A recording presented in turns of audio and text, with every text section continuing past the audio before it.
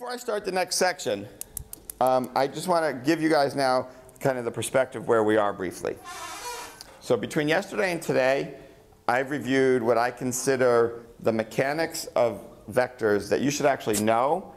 Today focused on things that you probably knew but had never had to think about this way before.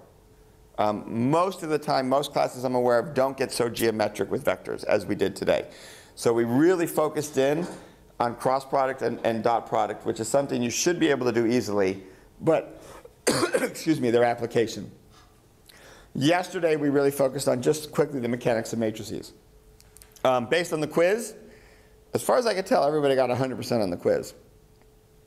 So either you're really good at Mathematica or really good at doing, but either way, I don't care. You knew what all those questions were and you can do them right. So most likely, I'm not going to plan to do any problems like this on Thursday's group solving. I think we've got this pretty nailed. You've got a couple homework problems on the geometry. The bracket stuff we're going to come back to a lot in the class, so I'm not worried about doing enough with that. But I think we're set there. What we're going to focus on Thursday is what I'm about to do now, which is starting the idea of linear vector spaces and linear transformations.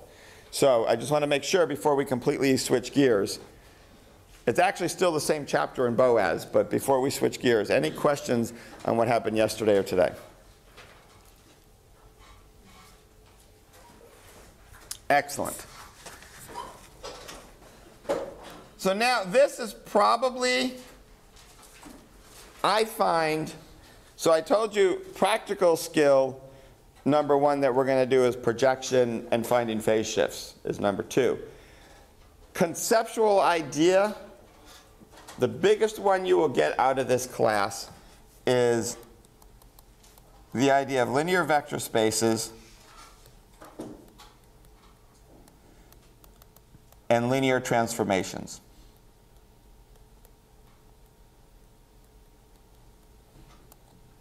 We're going to use them a ton. We're going to come back to this, but I do want to briefly comment. Unlike geometric vectors, which we've used a lot, where we focus on magnitude and angle, when we switch to abstract linear vector spaces, what we focus on is the fact that we have objects, I'll call them V, for which we can define addition, and we get a similar object.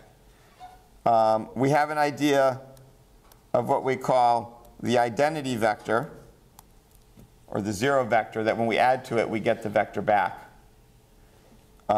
And we also have the idea of an inverse vector that will give us 0. And finally, we know how to multiply by a scalar, and that gives us a new vector of a different length and possibly flipping the sign. So those are the key features of vectors, and they're linear vectors. And the linear is the fact that we add them and we have this rule here, and then we can do other things with them. What I want to focus on now is given objects like this, and geometric vectors are linear vector spaces, but so are things like functions. Like I said, apples, oranges, and grapes I can make into a linear vector space. Matrices can be a linear vector space. But what I fundamentally care about is the transformations on linear vector spaces that are themselves linear. And what do I mean by that? So I'm going to take some vector r1 and bring it to a vector r2. And the idea will be it's a linear transformation when two things are true.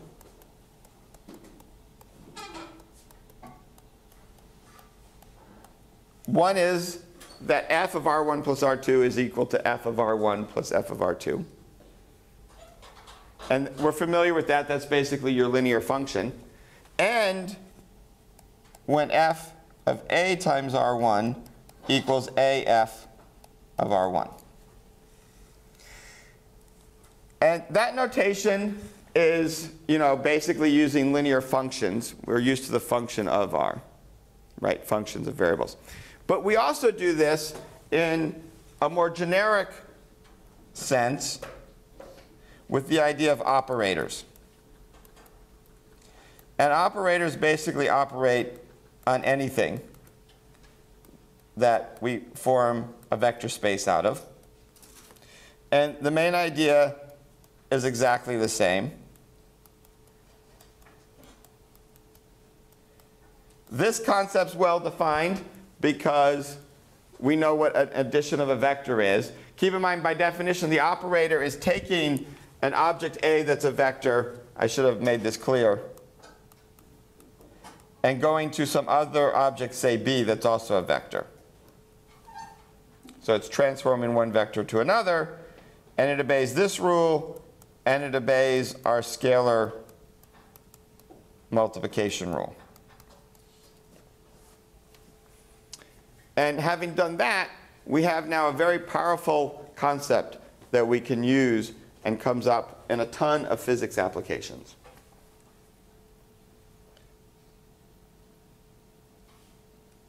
And the reason we do this right after doing matrices is we really have two types of situations. We have what I would call continuous or infinite dimensional vector spaces, and these are functions, which we will come back to. And then things like multiplying by r, taking a derivative with respect to x, or integrating with respect to x. These are all linear transformations. If you think about it, right, if I take the derivative of f of x plus g of x, that's the derivative of x plus the derivative of g. So that works out well. It's linear. Same with integration. On the other side of the coin,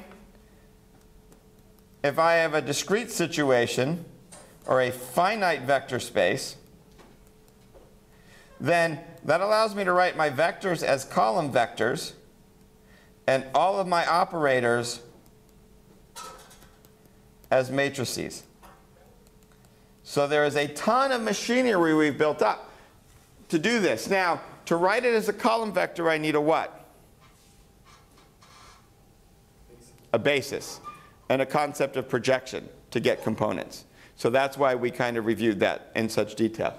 Once I have the concept of a basis, I can write column vectors and matrices in that basis, and I can represent all my operations using my matrices and vectors.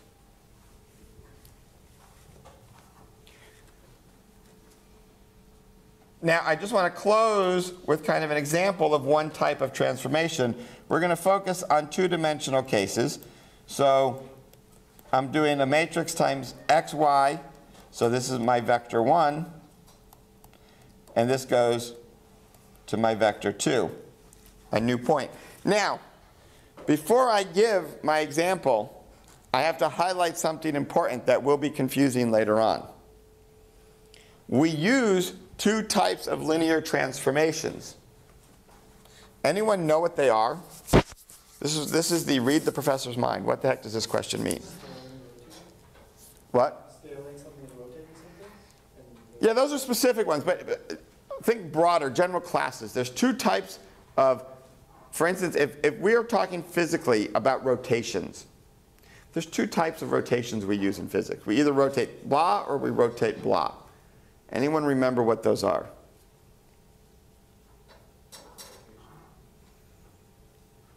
So if you're doing an inclined plane problem, what do? You rotate the axes, right? If I'm spinning a basketball on my finger, what am I doing? Spinning the object, okay? So we rotate the axes or the vector. So one linear transformation is rotation, but one thing we're going to have to watch for is what we call active ones, where we move the vector itself, and passive ones, where we move the basis. So that's something you're just going to have to keep in mind as you go forward and as we watch. But let's look now real quickly at a special case of transformations which contain rotation and reflection. And what they are is orthogonal rotations, orthogonal transformations. And these are ones that by definition preserve the length of the vector. Now, we would need a definition of length, but we'll use a component definition. And so like for 2 dimensions, the preservation of length is the normal length you would think of, x squared plus y squared. So we want to preserve that length when we change from one vector to another vector. Now, if you work through this, what you find is the key feature of preserving length is that the determinant of the matrix doing the transformation is plus or minus 1. And it's plus 1 if it rotates, and it's minus 1 if it reflects. And the definition of orthogonal, what makes it truly orthogonal, is that M inverse equals M transpose. So if you want to test for orthogonal, you need to test that M transpose equals M inverse. And then if you want to know whether it's a rotation or a reflection, you look at the determinant.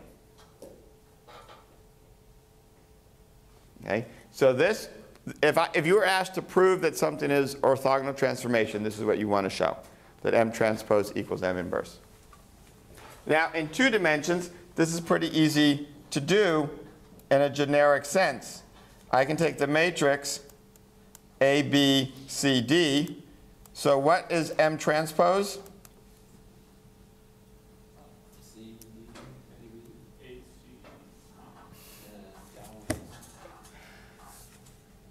Not quite.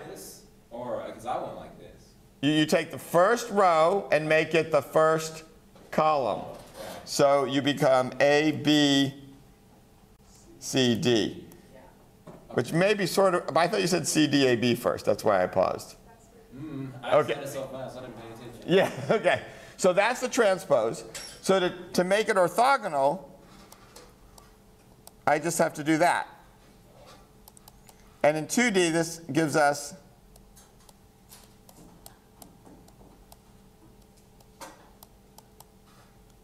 a general set of equations.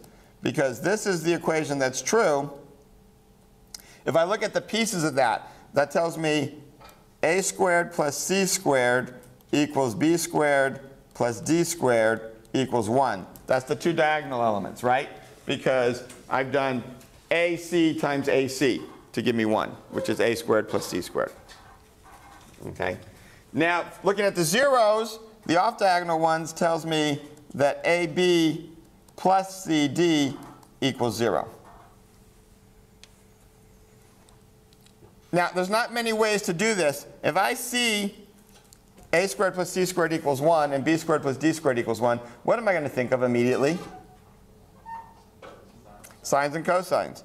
So I can make one matrix that satisfies this.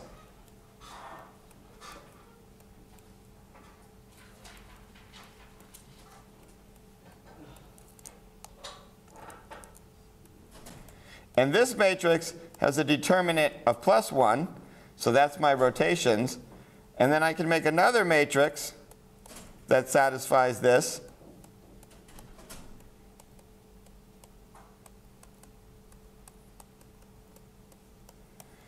And this matrix has a determinant of minus 1. And these are the things we're going to explore in more detail on Thursday in the group problem solving. But one of the things to notice is if you go back and look, whether this, I can make this minus or I can make this minus. But the sine of minus theta is the same as the negative of sine of theta. And so what I just do is change the direction I'm rotating, and that changes whether I have a passive or an active rotation. So where I put the minus sign here does become somewhat important as to what type of rotation I'm doing. But you can always check based on what angle you actually rotate through. And then there you've got your reflections. So this is something we'll play with more on Thursday, but I wanted to introduce it here. And hopefully this stuff up to here was mostly a review, but with a new twist.